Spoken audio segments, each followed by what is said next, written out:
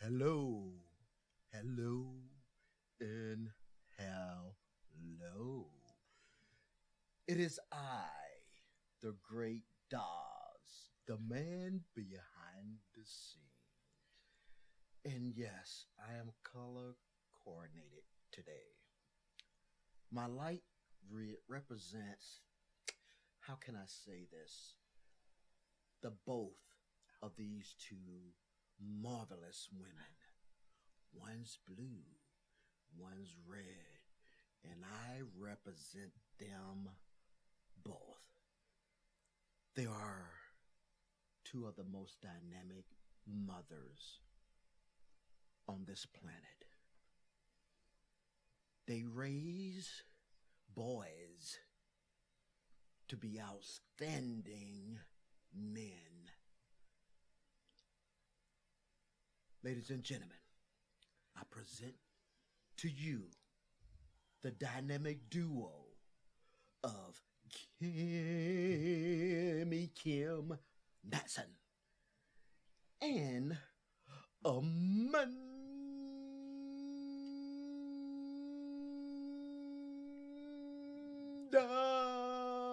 Sykesick. That seemed painful. I- That last one, that was a lot. I thought he was going to pass off. The purple light is crafty, though. I didn't exactly book that. Might be an LSU vibe as well. That's kind of where I thought we were going, but we'll go that he's in the blend of us is the blend of Yes. us. We'll go with Yes. The red and the blue makes me love you. I love it. I love it. that. That's a lot. It's a lot. It's always a lot. It's good though. Ladies, how are you? I'm doing great. Just got good. back from vacation Vacay. with the family. I love it. It was amazing. I went parasailing with my eldest child. He wasn't a huge fan of it, but was glad that he'd done it in the end. So, yeah, I love it when people do something outside of their comfort zone. Yeah. Right? I mean, it's kind of like flying for me in any apparatus, apparently. The takeoff and the landing are the best. Those are my favorite parts. The in-between stuff, I can find some pleasure in that, but this was lovely. I love Quite that. nice. I love Very that. nice. How are you? I am good. I had a great time.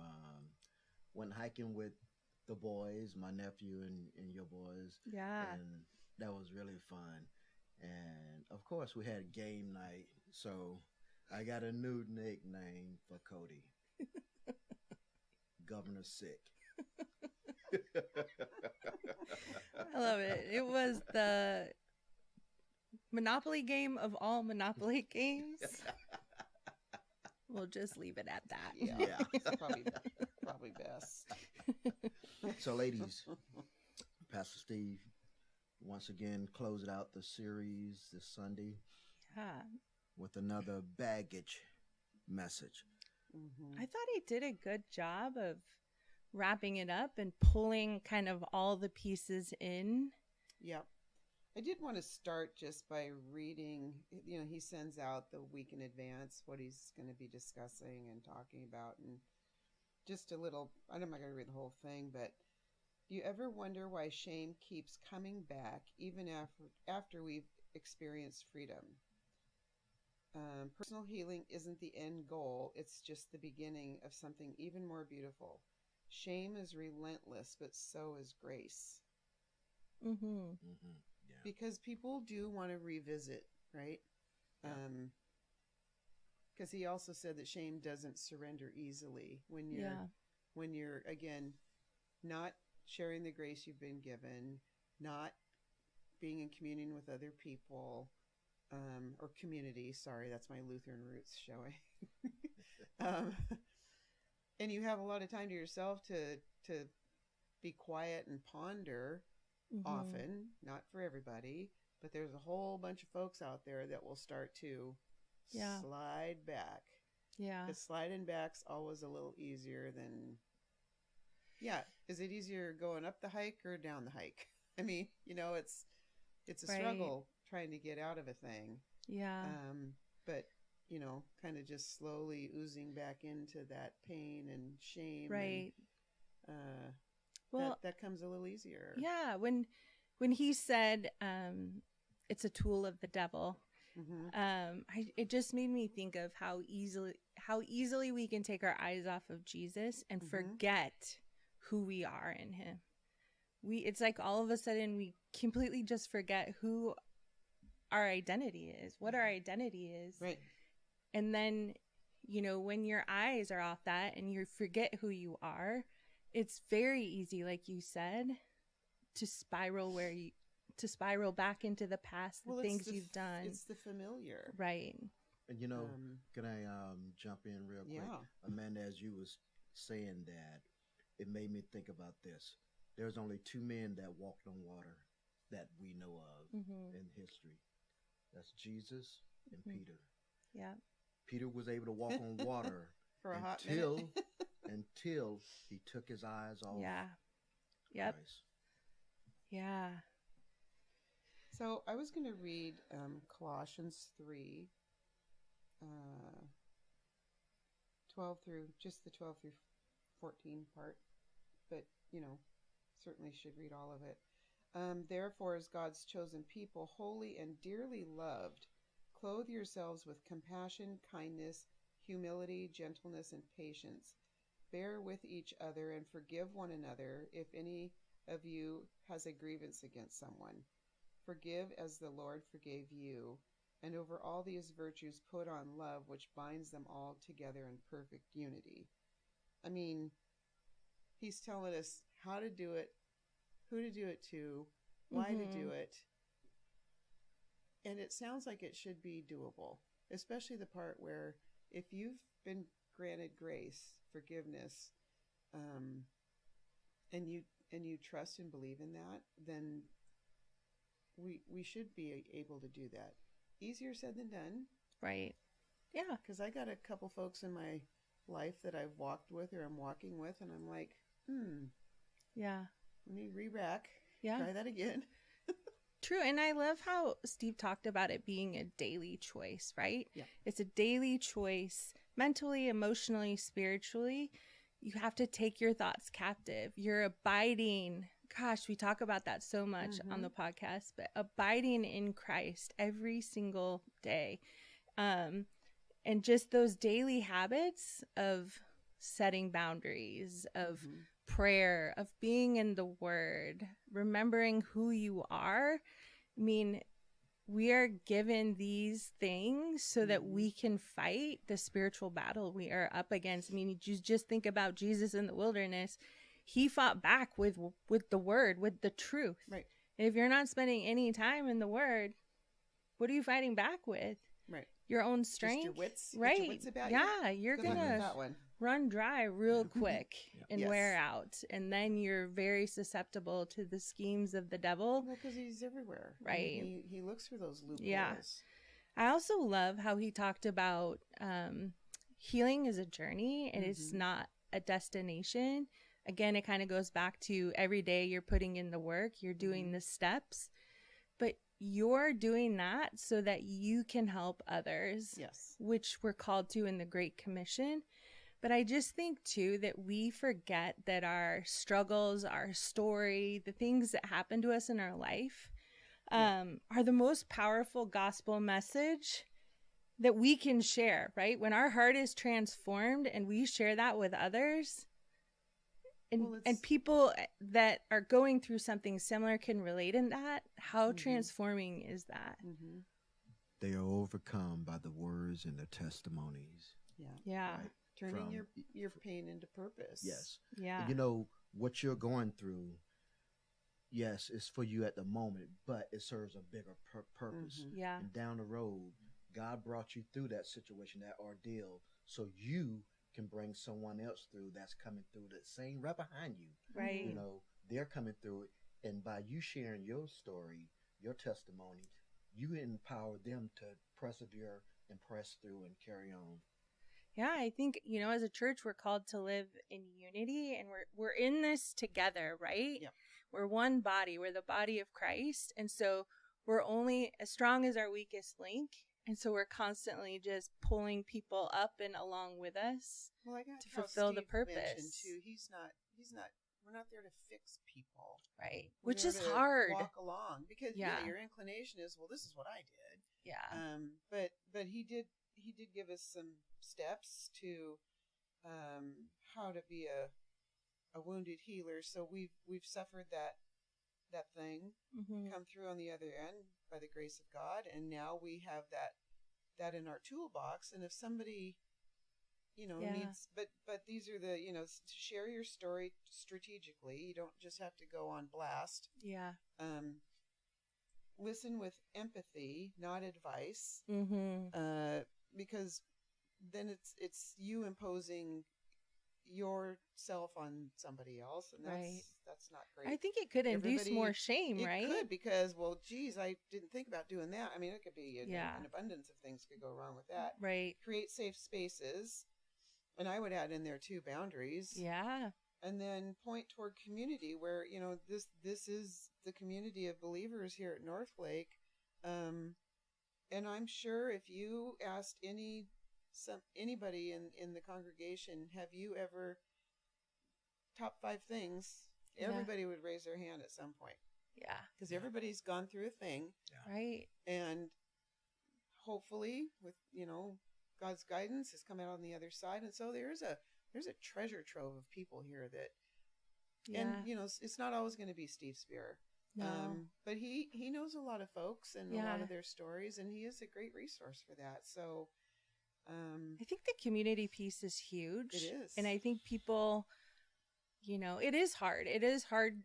It can be awkward to get plugged into community, but it can be the biggest blessing for you. And I mean, not just the encouragement piece, but holding you accountable, pointing you back to Jesus. Yeah. So many different things. And so I highly suggest people get plugged in. Yeah. Well, I kind of went down a little rabbit hole about daily habits. Steve kind of mentioned it a bit. And, daily habits when you're living with shame or in shame, do you keep those when you've come out on the other side? I mean, I think that's where the slippery slope is. Right. If you don't really rid yourself of those and you're constantly looking in the rearview mirror, so you have to kind of upgrade those things too. The things that trigger you or put you in a headspace where you just keep conjuring up these things because that to me, I mean, for me, that puts me in a place where I don't believe God granted me grace for that. Yeah. Yeah. So when I asked him and he did it, I didn't believe him. Right. I think you constantly have to be evaluating, right? Yeah. And I also think we need to remember that we are met where we are at. We aren't met back in our past, and we aren't met in the future. We're met right now where we're at. And there, I feel like there's peace in that. Well, I agree. I think the past is important in that it shows you, when we're talking about shame, certainly it shows you where you don't want to go back. Right. And I can speak for myself and say that thank you, Jesus, because good learning, nothing from that, then it was, I can find it easy to dwell there. If you don't learn from the thing, that is where you live by your choice. Yeah. It's hard. I don't know how many people listen to Lectio in the morning, but I have started doing it, and I just find so much joy in it. And this morning, it said, part of it, to sum it up really short, said, "Help me to illuminate your love to everyone I meet. I am a bright, invisible carrier of God's presence to every person I meet." And it just reminded me how, in the darkness, in the healing, in the muck, in the weeds, there is beauty, right? Mhm. There is a beautiful thing that happens. And again, just going back to, we are not just healing for ourselves. Yeah. We're healing for all those around us and those that are coming up behind us. And it's life changing. And we're expected to share that. That Right. is exactly how we are supposed to walk through life, by sharing God's grace and love for us, and ridding ourselves of that believing that we've been. That's I guess that's the component. Believing that that's been accomplished in our lives. Yeah. Because the constant backtracking is, you didn't quite get to the I believe I've been saved by grace part, maybe. So, I mean, we all need to work on it. We all find a way to, go where we don't want to go, do what we don't want to do, say what we don't want to say. Absolutely. We've talked about that so many times. But I think the other thing Steve mentioned was, how shame keeps score. It makes you bitter. It makes you disgruntled. It makes you kind of a resentful. Yeah, all angry. those things. And that is just the opposite of how I want to feel. Absolutely. On a daily basis. Yeah. I mean, have I done that? Yes. I've been all those things at one point or another, but not being there is so much better. Right. And we're not alone in this, right? No. Well, that's the thing. And to your point, it's hard to reach out. Can be a small thing, like we've talked about many times. You don't have to do it all at once. It's probably not going to happen all at once. But it's just one foot in front of the other. Yes. Day to day, dwelling where we need to dwell, which is not in the past. Right. Abide in Jesus. Yeah. Yes. He is your strength. Yeah. He's your peace. Yeah. That whole abide thing. Yeah. And, and healing is it's a journey. It's not a destination, like you lady was talking about, And so it's that thing that really hit me when Steve said that, to give away grace. Yeah. Mm-hmm. Right? Because grace has been given to us, but do we freely give it to others? And I felt a little condemned, because I had to go back and like, ouch, that okay, Smitty, you can do better. Yeah. You can do better. And so I was like, okay, I got to practice even more of giving away grace. Yeah. I think so. Sometimes it's almost harder for me to give grace to myself than others. I'll like pass it out to other people, but when it comes to myself, I'm like, you're not worthy. Well, yeah. How many times has grace only been extended to you once? Yeah. I mean, how many times have you asked for it? Right. And how many times has it been given? Yeah. But how many times have you given it to somebody else? Yeah. I find one of my struggles, if you will, is meeting people where they are. Yes. Because I don't know your story. I'd like to know your story, but if I already think I know your story, that's not going to happen. So I need to slow my roll on that kind of talk in my head, because I don't know you. Yeah. I'd like to. Yeah. Right. But and everybody's just walking comes from through time it. and energy with people and extending grace. Yeah.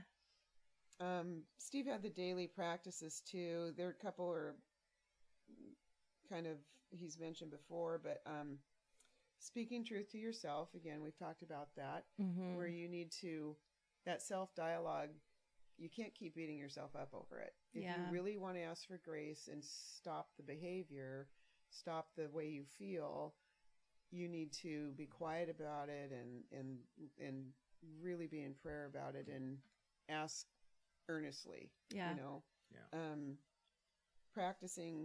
Practice receiving grace. That's part of that is, well, I gave you what you asked for and you didn't want it. So it's like getting a picky kid to eat.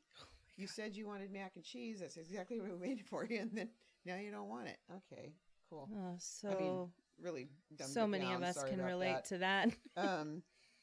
Having intentional relationship, again, that's finding somebody that you can do that with. Boundaries that protect your progress, because for every step you make toward receiving that grace, Satan's going to kind of try and come to snatch your joy, right? He's just Yeah. going to. And then giving grace away. The more you give away, the more you keep. Because I think that just like shame or all those negative things that come with that, the more of that you give away, the more you keep too, because it just, the fire gets bigger and bigger. Yeah. But I think I'd rather have a grace fire than a grudgy, mean-spirited, Totally. sneery thing, you know? Yeah.